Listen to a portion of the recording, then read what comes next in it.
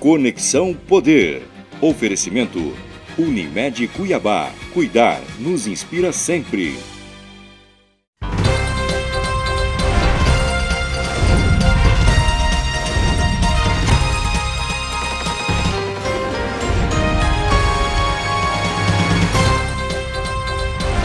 Olá, boa noite. Está começando pela TV Rondon, canal 5 SBT, mais um programa Conexão Poder. Hoje nosso entrevistado é o superintendente da Polícia Federal no estado de Mato Grosso, Dr. Elzio Vicente da Silva. Ele vai estar falando, entre outras coisas, sobre a Operação Ararati em suas 3 fases. Afinal de contas, em que pé está a operação hoje? Já estamos em fevereiro. E ainda outros assuntos como o estado de greve dos agentes da Polícia Federal e como estaria se preparando a PF para a Copa do Mundo de 2014. Tudo isso e muito mais agora no Conexão Poder.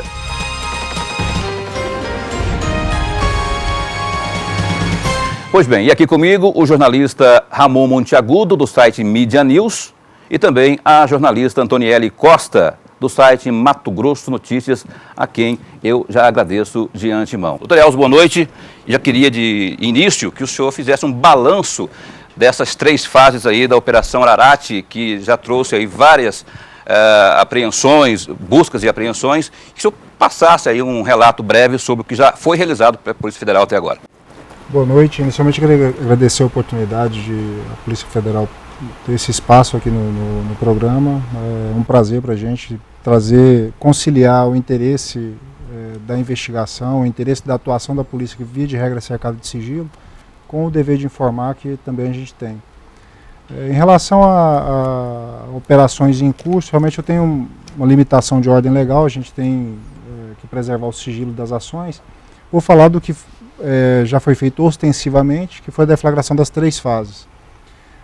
Foram arrecadados em diversas buscas realizadas vários materiais, dentre esses materiais, além de documentos, mídias. Né? Atualmente nós estamos na fase de análise dessas mídias, após a análise da documentação. Então a investigação ela prossegue dentro das diversas técnicas que podem ser utilizadas. Ainda talvez tenhamos que fazer oitivas de testemunhas, interrogatórios dos investigados, o cronograma mais ou menos, tudo dando certo, dependendo do tamanho, da quantidade de material que vai ser encontrado aí nessas mídias. Provavelmente em março, em abril, a gente já caminha para a conclusão dos trabalhos. E os interrogatórios, já foi feito aí esse processo de busca e apreensão? Começam quando, na verdade, as oitivas, os interrogatórios? Não há data, porque se há um princípio que rege a investigação é a imprevisibilidade. A gente tem dificuldade de definir isso daí, porque eventualmente na análise de um documento apreendido podem surgir diversas opções de investigação.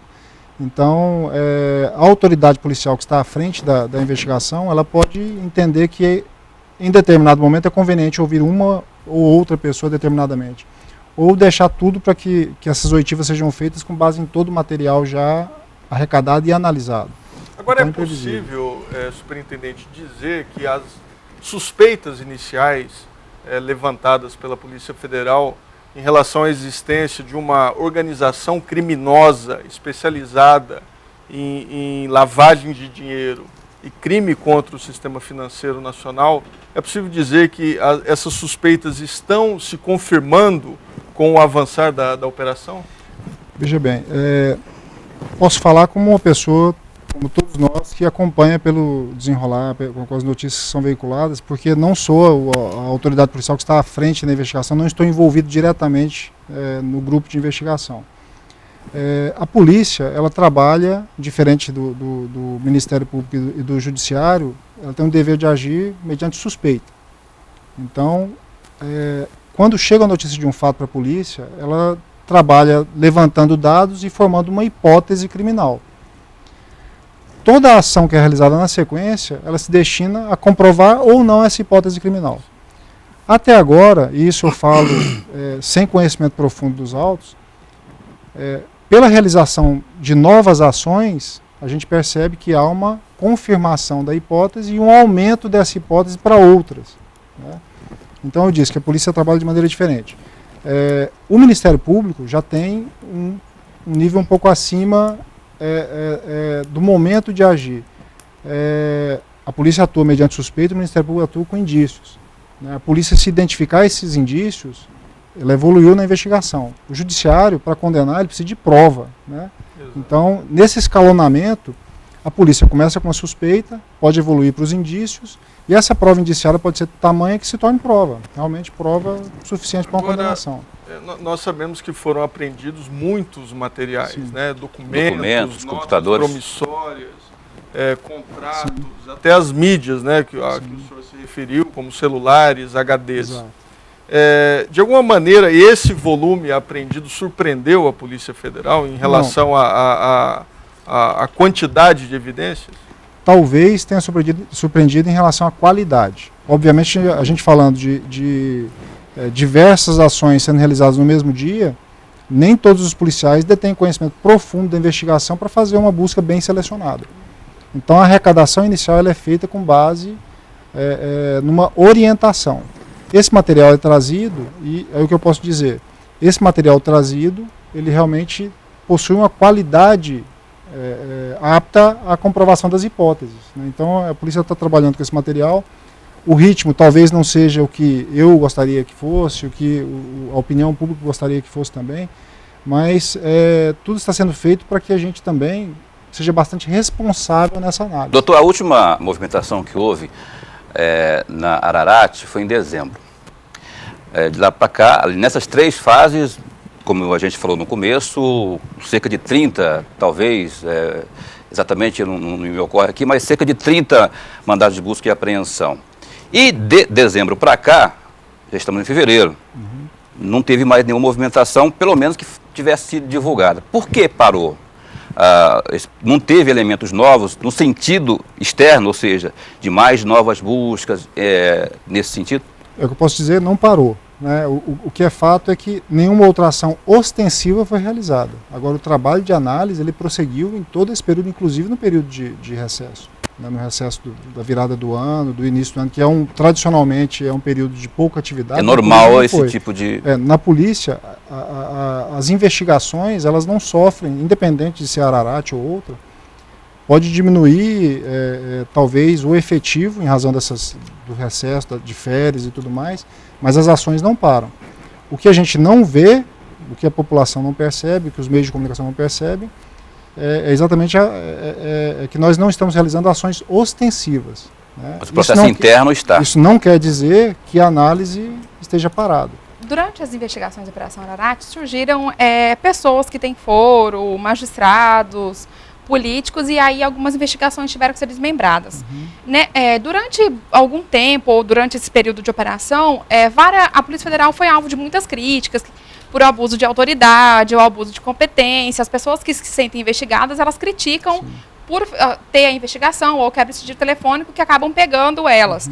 Como que a avaliação que o senhor faz disso, dessas críticas que a Polícia Federal sofre em função de abuso de autoridade ou de estar investigando pessoas que não teriam competência?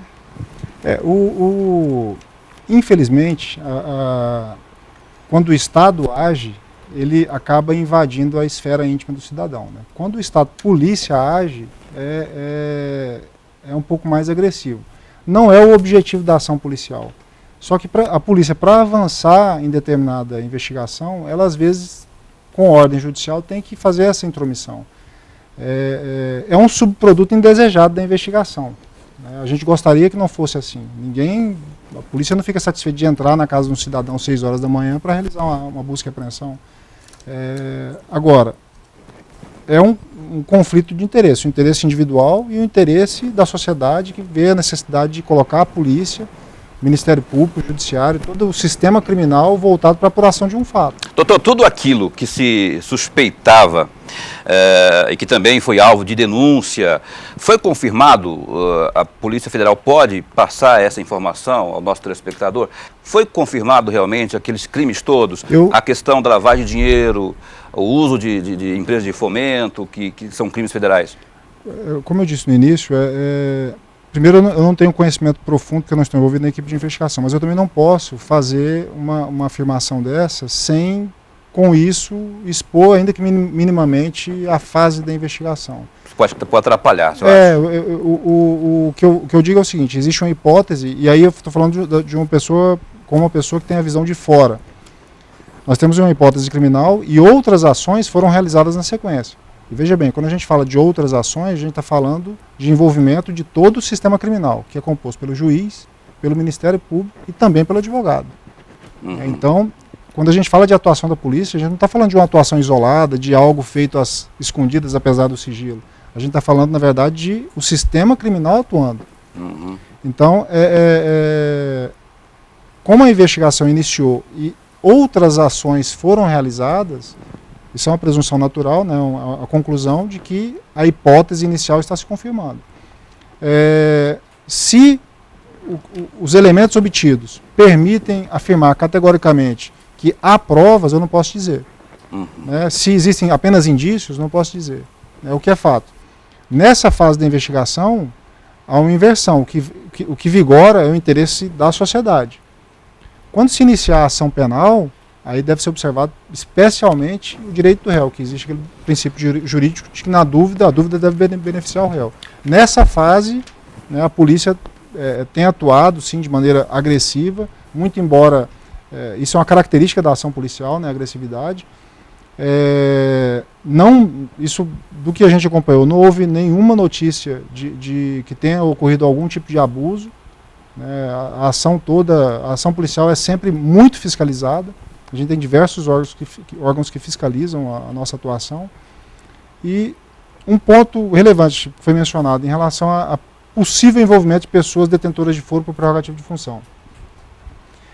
Existe uma distinção que eu acho que é necessária ser feita, de uma pessoa estar envolvida nos fatos criminosos e uma pessoa ter seu nome citado na investigação ou de alguma forma envolvido na investigação.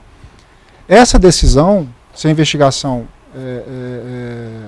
se o surgimento de alguém com foro por prerrogativa de função na investigação vai provocar a mudança de foro, não é exclusivamente a polícia que decide e resolve segurar a investigação. Isso não existe. Né? Isso é algo que é avaliado de acordo com o conjunto probatório. Mas tem hoje políticos envolvidos na investigação, ainda que só citados, políticos ou autoridades como um todo, autoridades públicas, magistrados, enfim?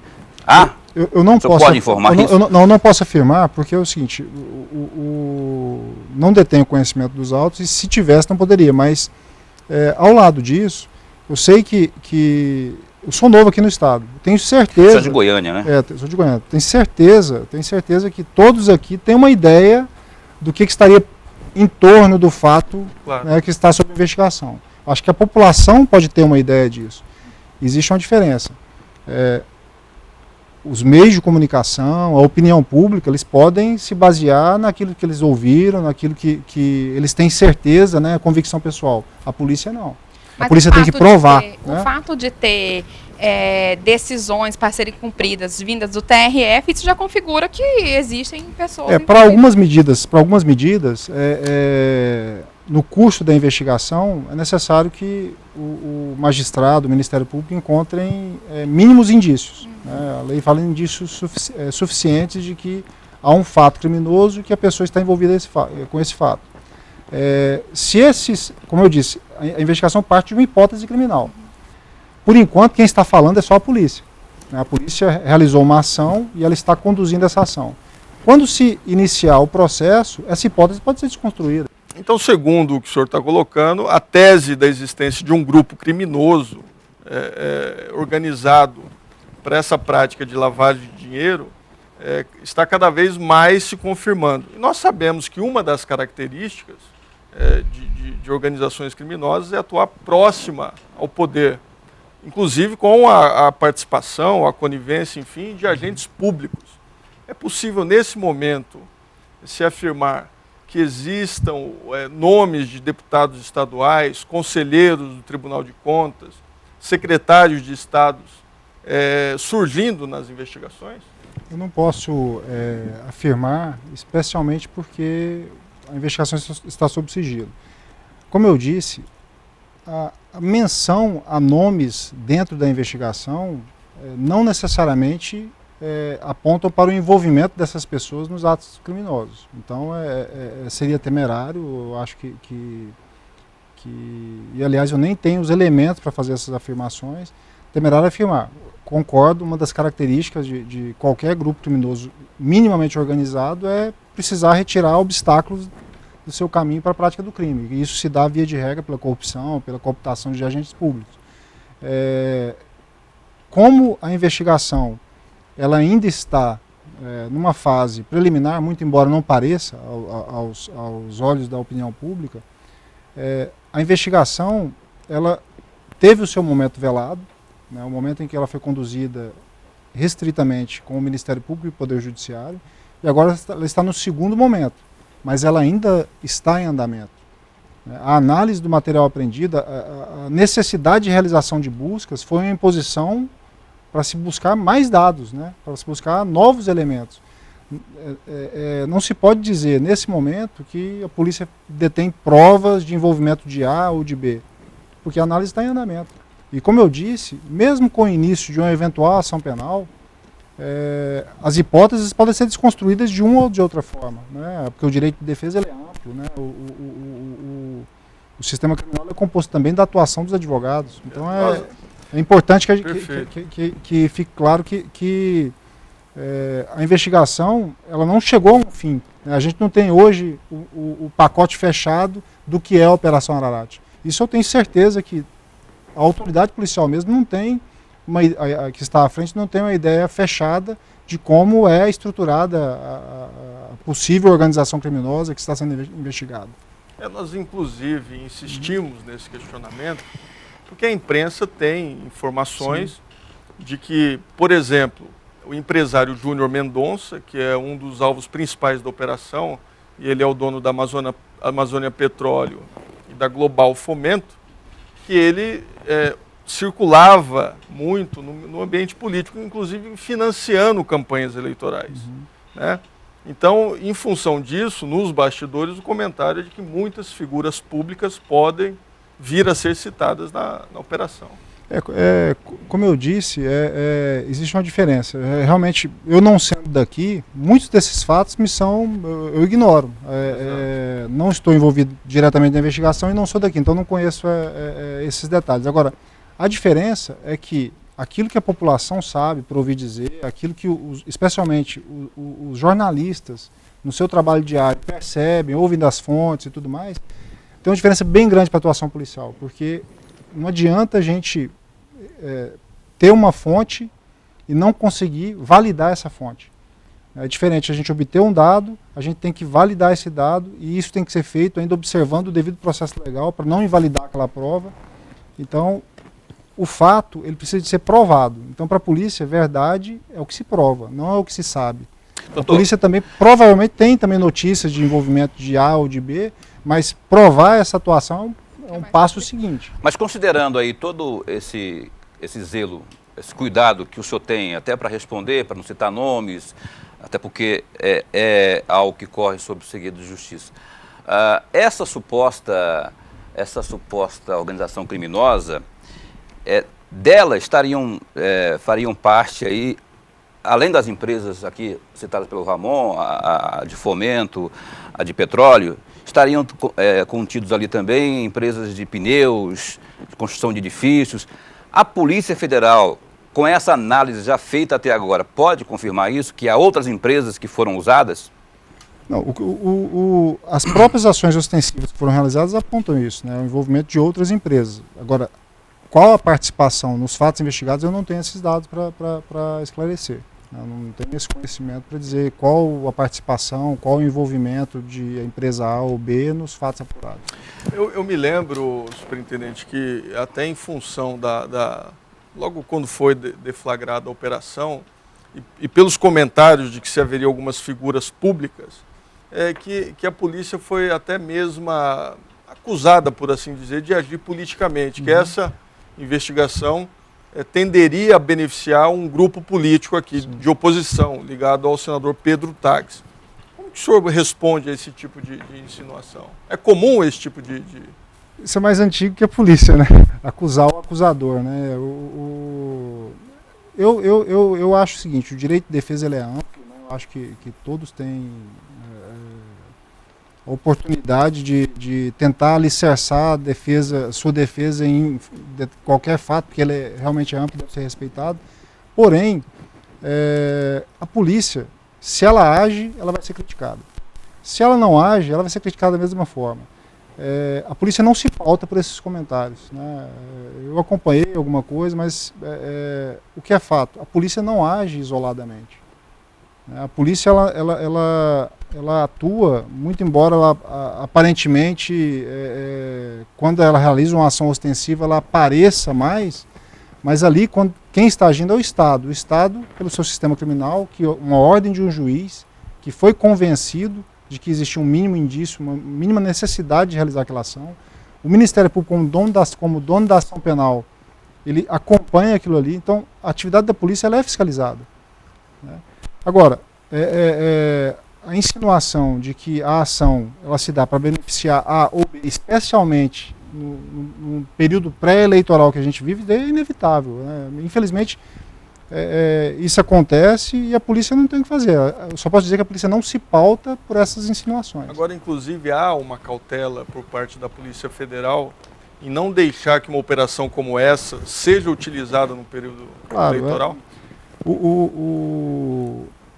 A gente não tem dúvidas que isso vai acontecer. É óbvio que a gente tenta pautar as nossas ações para que a gente qualquer ação policial perturbe o processo eleitoral. Deixa eu só interromper aqui, a gente volta a falar ainda sobre a Operação Ararate. Há muitos questionamentos aqui a serem feitos. Vamos a um breve intervalo comercial. A gente vai voltar a falar com o Dr. Elzio Vicente da Silva, superintendente da Polícia Federal em Mato Grosso. É um instante só, a gente já estará de volta.